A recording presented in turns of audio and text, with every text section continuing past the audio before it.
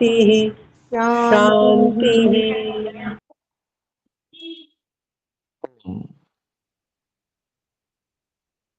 आज के दिन हम श्रीमद् भगवत गीता इस पुस्तक का स्वाध्याय करते हैं और इस पुस्तक में हम 17वें अध्याय के 14 श्लोकों को पढ़ चुके हैं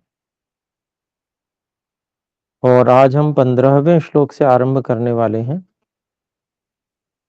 यहाँ पर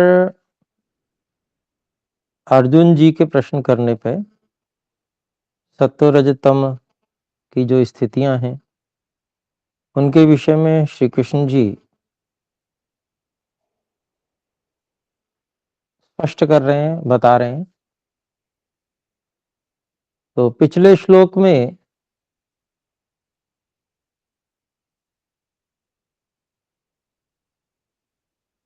जो शरीर का तप है उसके बारे में निर्देश किया गया है।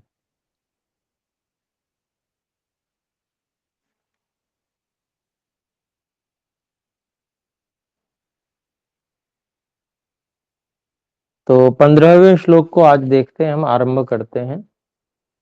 15वां श्लोक है, अनुद्वेगकरं वाक्यं सत्यं प्रियहितं च यत् स्वाध्यायभ्यसनं चैव वाङ्मयं तप उच्यते।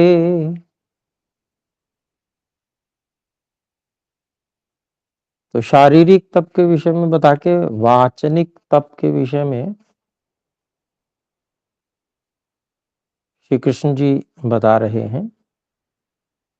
इसके शब्द अलग अलग हैं। अनुद्वेगकरम वाक्यम सत्यम प्रियहितम च यत् स्वाध्याय अभ्यसनम च एव वाङ्मयम तप उच्यते। और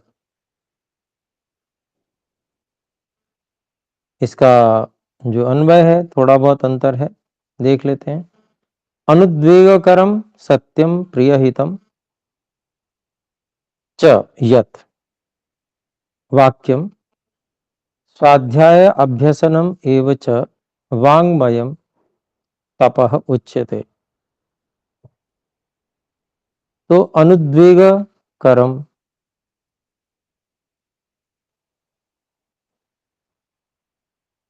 अर्थात जो उद्वेग को उत्पन्न न करने वाला हो, ऐसा सत्य। फिर प्रियम प्रियहितम च, और वो सत्य वाक्य जो है वह प्रिय भी हो और हितकारक भी हो।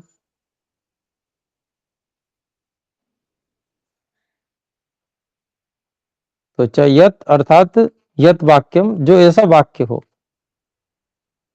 जिससे उद्वेग किसी को ना हो, उद्वेग उत्पन्न ना हो,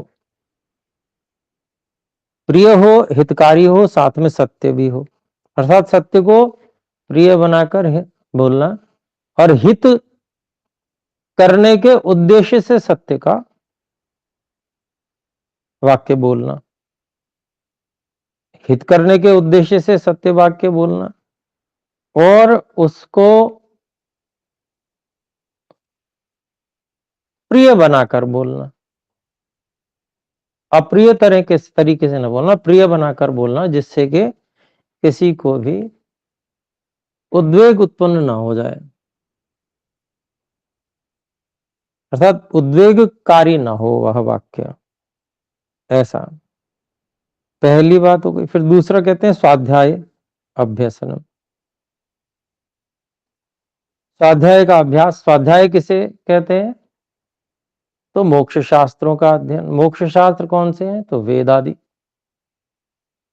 वेद और वेद के अनुकूल जो ऋषिकृत ग्रंथ हैं वो मोक्ष शास्त्र कहलाते हैं। तो उनका अध्ययन और उनका अभ्यास करना, बार बार उनको पढ़ना पढ़ाना, ये स्वाध्याय कहलाता है।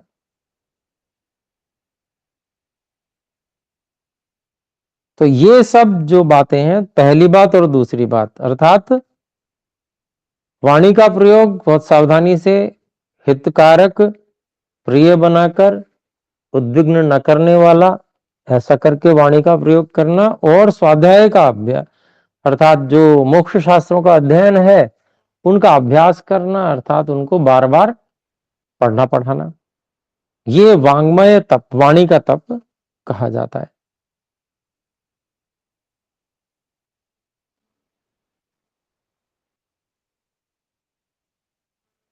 तो देखें क्या विशेष बात बताई है। अर्थात चुप रहना वाणी का तप नहीं बताया है। संतुलित सोच समझ के विचार पूर्वक हितकारक बोलना,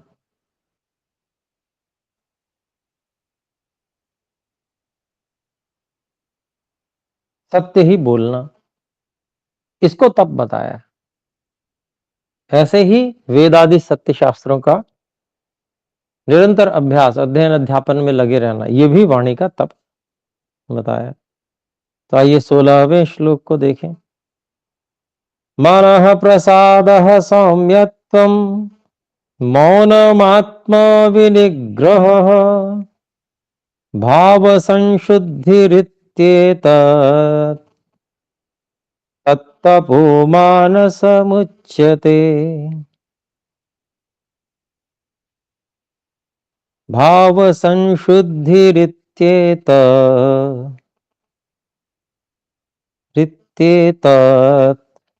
तपो मानस उच्यते।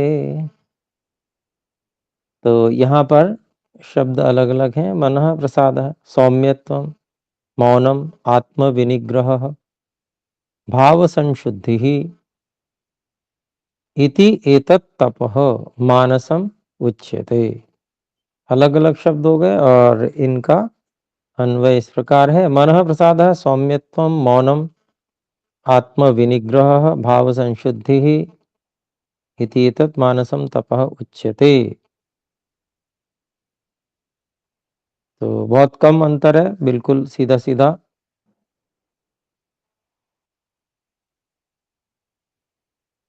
अन्वय है। तो अभिप्राय क्या हुआ? मन से प्रसन्न रहना।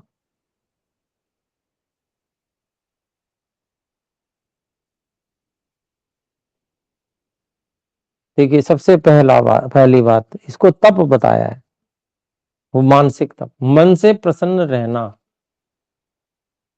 अर्थात परिस्थिति वश कोई दूसरा हमें अप्रसन्न कर दे, तो किसी संसार की वस्तु, व्यक्ति, परिस्थिति में ऐसी शक्ति नहीं होनी चाहिए जो हमें अप्रसन्न कर सके। हमको सदा प्रसन्न ही रहना है, मन को प्रसन्न ही रखना है। इसको तप के अंतर्गत सम्मिलित किया है यहाँ श्री कृष्ण जी ने। तो अभी क्या स्थिति सामान्य व्यक्ति की रहती है? बिल्कुल जैसे विस्फोट हो जाए, बस तीली दिखाने की देर है। बाहर से थोड़ा सा उसको क्या कहते हैं, कुछ बात बोल दीजिए, फिर वो फट पड़ेगा व्यक्ति, अप्रसन्नता की पराकाष्ठा में चला जाएगा। ऐसी स्थिति हो गई है लोगों की। और जबकि यहाँ तप इसीलिए बताया गया कि ये इतना आसान कार्य भी नहीं है, लेकिन तप है कि मन को सदा प्रसन्न ही रखना है। उसका समाधान रहना चाहिए, हर चीज का, हर बात का समाधान अपने पास पहले से होना चाहिए, जिससे कि एक क्षण के लिए भी मन को अप्रसन्नता की ओर न जाने दिया जाए, प्रसन्न रहा जाए मन से। फिर है सौम्यत्व। सोम, सोम का भाव, सोम किसे कहते हैं? शांति को।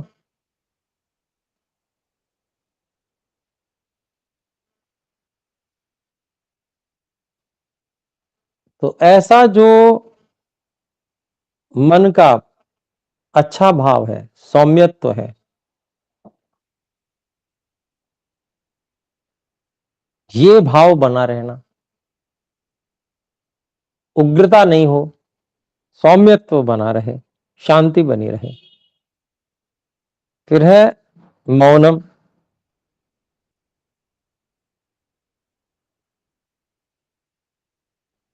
शांत रहने की स्थिति में, अर्थात वाणी का प्रयोग न करना हो तो न करें, मन में ही कार्य कर ले, मौन हो गया। फिर है आत्म विनिग्रह।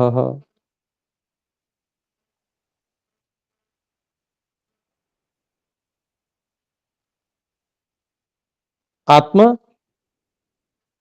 पर विशेष रूप से नियंत्रण रखना, अपनी इच्छाओं पर।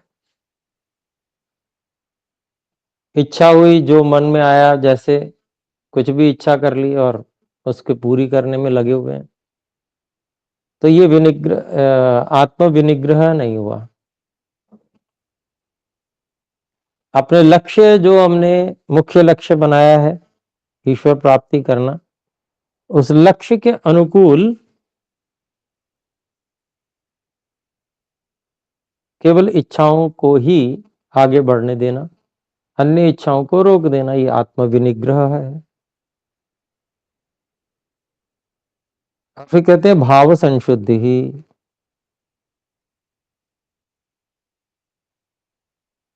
भावना को शुद्ध रखना। अब शुद्ध भावना क्या होती है?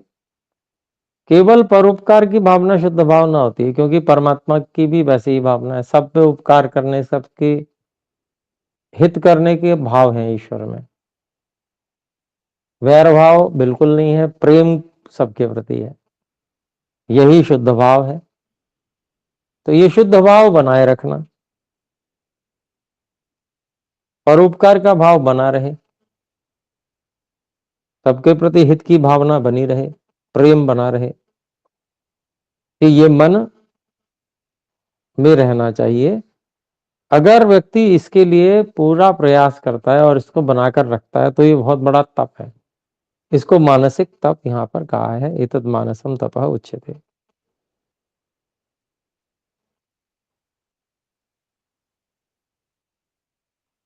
पांच चीजों से मानसिक तप को बताया गया है। मन को प्रसन्न रखना, उग्रता न आने देना, सौम्यत्व रखना, वाणी को थोड़ा विश्राम देना, मौन रखना, और अपनी इच्छाओं पर नियंत्रण रखना, उनका निग्रह करना, और भाव संशुद्धि, भावना को उज्जवल बना के रखना। ये पांच चीजें हैं, ये अगर करता है व्यक्ति तो वो मानसिक तप कर रहा है।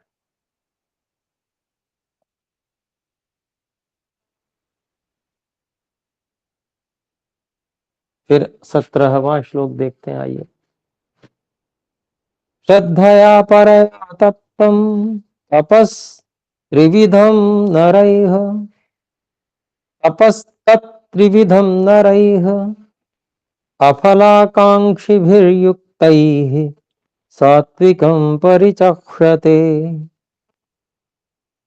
अलग अलग शब्द हैं। श्रद्धया, परया, तप्तम तपः, तत्त्रिविधम नरैः अफलाकांक्षिभिः युक्तैः सात्विकं परिचक्षते।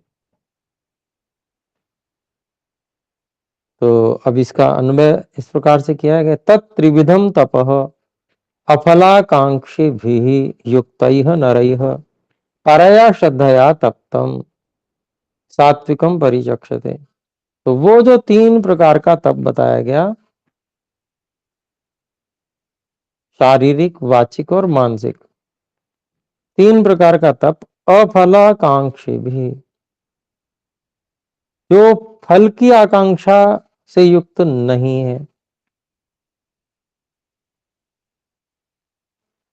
बिना फल की आकांक्षा से युक्त, मनुष्यों के द्वारा परया श्रद्धा, बहुत ऊंची उत्कृष्ट श्रद्धा से। उत्कृष्ट श्रद्धा क्या है? कि मुझे तो ईश्वर की आज्ञा का पालन करना है, मुझे स्वयं को ईश्वर का अनुकरण करने वाला बनाना है। जैसा ईश्वर करते हैं ऐसे मुझे भी करना है। इस दृष्टि से यह है बहुत ऊंचे स्तर की श्रद्धा। सत्य में विश्वास रखना, अच्छा सत्य में मन को धारण करना, श्रद्धा, उससे तो ऐसी सर्वोत्कृष्ट जो श्रद्धा है उससे किसी सांसारिक फल की कामना से युक्त नहीं है वो व्यक्ति, बहुत उत्कृष्ट श्रद्धा से युक्त है। उसके द्वारा ये तपा गया तप, तप्तम, ये तप जो है सात्विक तप कहा जाता है। इस तप को सात्विक तप कहा जाता है।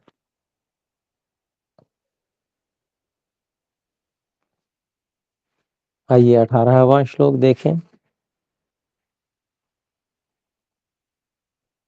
सत्कारमान पूजार्थम तपोदम्भेन चैव यत् क्रियते तदिह प्रोक्तम राजसं चलमध्रुवम्, राजसं चलमध्रुवम्। तो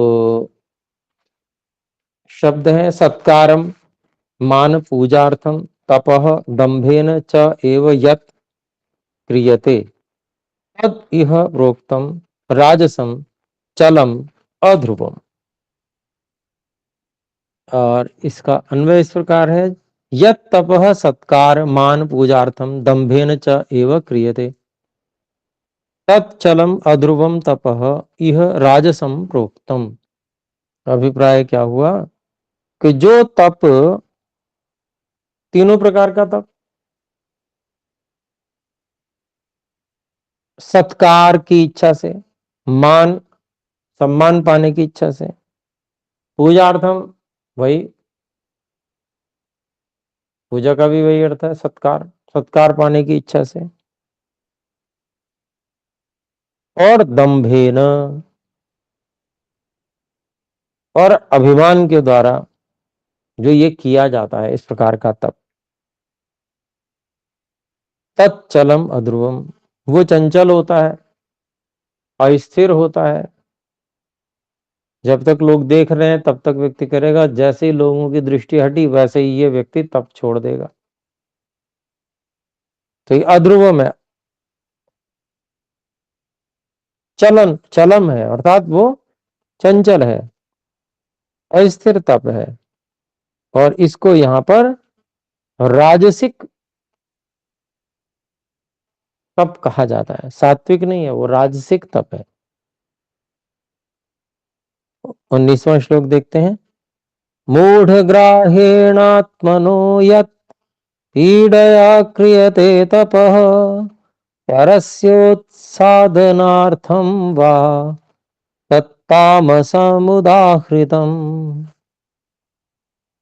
मूढ़ ग्राहेण आत्मनः यत् पीडया क्रियते तपः,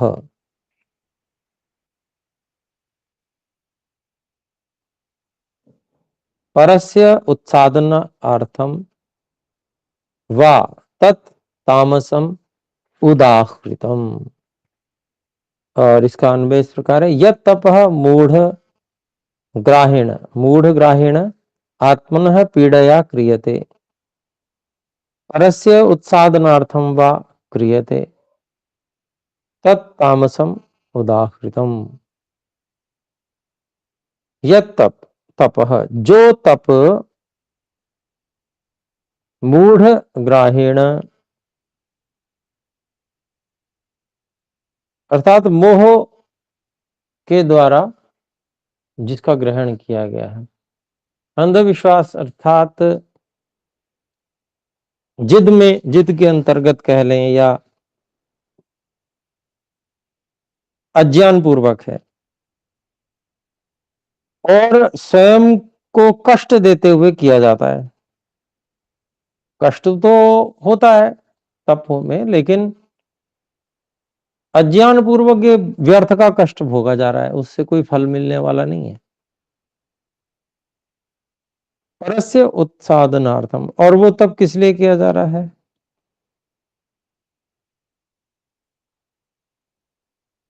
दूसरे को हानि पहुंचाने के लिए, कोई बदला लेना है या किसी को नष्ट करना है, तो इसके लिए जो किया जाता है उसको तामस तप कहा जाता है।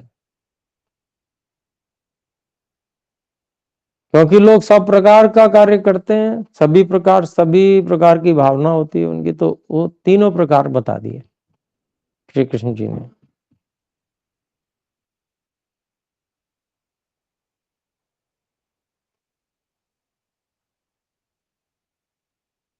अब जैसे उदाहरण के लिए हम देखें तो वाचिक तप में स्वाध्याय कहा गया है। कोई वेद आदि शास्त्रों को इसलिए पढ़े कि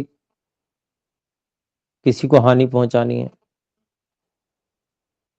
उसमें से कुछ विद्या ऐसी रसायन आदि विद्या खोजकर किसी को हानि पहुंचाई जाए, उसके लिए वो वेद का अध्ययन करता है, कर तो रहा है स्वाध्याय, पठन पाठन भी होगा उसमें, लेकिन उद्देश्य गलत है, इसलिए वो तामस तप हो जाएगा। फिर है, आइए 20वां श्लोक देखते हैं। देशे काले च पात्रे, क्षमा करें, दातव्यमिति यद्दानं दीयते नुपकारिणे, देशे काले च पात्रे च तद्दानं सात्विकं स्मृतम्।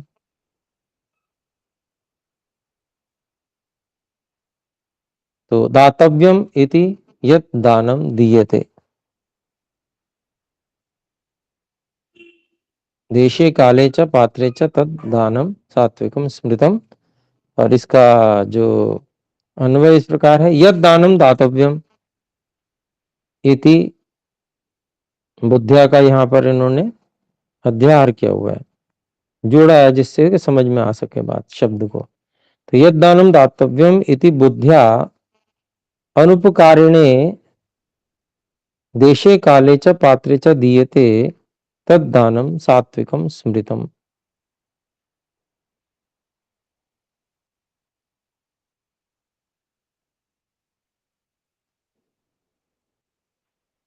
तो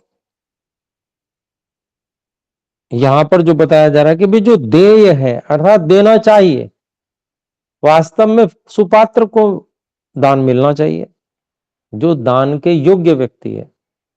दान के योग्य कौन व्यक्ति होता है? वो जो स्वार्थ रहित होकर समाज के लिए कार्य कर रहा है। कल्पना कीजिए, विद्यार्थी है, वेद का अध्ययन कर रहा है, तो वेद का अध्ययन करने से उसको कोई ऐसा आजीविका इत्यादि लाभ नहीं होने वाला है। वेद का अध्ययन करने का अभिप्राय हुआ कि वेद का अध्ययन अध्यापन करना मतलब शुद्ध कार्य। वो इसलिए किया जा रहा है कि वेद ज्ञान की परंपरा, वेद ज्ञान की जो ईश्वर की दी हुई विद्या है उसकी परंपरा की रक्षा होनी चाहिए, उससे सारे के सारे मनुष्य मात्र का हित होने वाला है।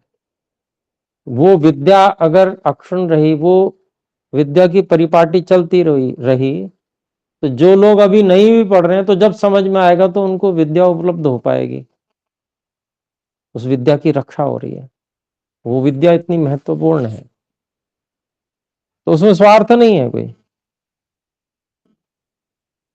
तो ऐसे लोगों को दान मिलना चाहिए, इनको ऐसे लोगों को दान देना चाहिए, निस्वार्थ भाव से जो वेद विद्या की रक्षा के लिए कार्य कर रहे हैं। ऐसे और भी परोपकारी स्वभाव के लोग जो निस्वार्थ भाव से करते हैं उनको, तो वो क्या है कि देने योग्य हैं। तो देने योग्यों को जो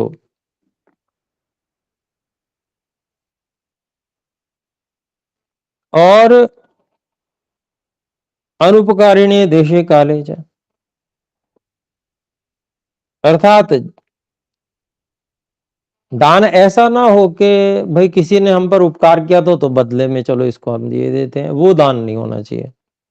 अनुपकारिणी का मतलब ये नहीं है कि जो आपके ऊपर अनुपकार कर रहा हो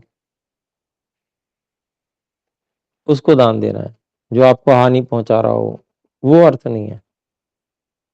अर्थात जिसने